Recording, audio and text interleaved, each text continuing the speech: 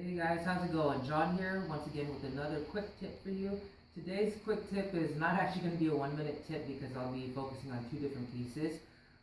This is still going to be in your elements, your basic foundation, right? The acrobatic attributes. We'll be focusing on both the kick-up wall handstand as well as the reverse wall handstand.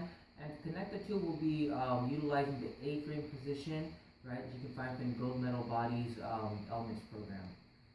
Now, this position, right, it's all about driving that hip and keeping that strong stabilization in your shoulders, core, right? But for today, we'll be focusing on that hip drive because that hip drive is going to help you, one, gain some range of motion, right? As well as a nice, open up a nice angle to where you can find the wall if you're doing the reverse wall handstand, and also give you some nice stabilization control if you're going into the kick-up wall handstand.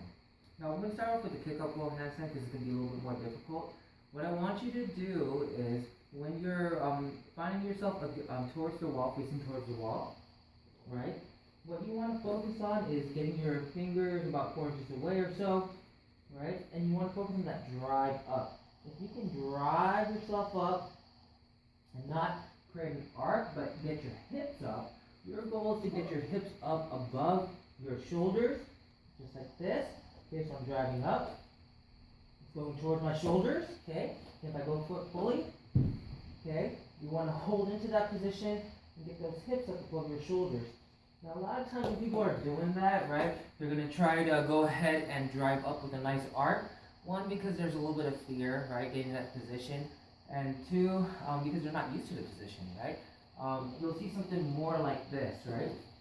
Where they're going to kick up hard, or they're just going to swing their body and just drive into it. Now you notice how it's a little bit harder than the last one.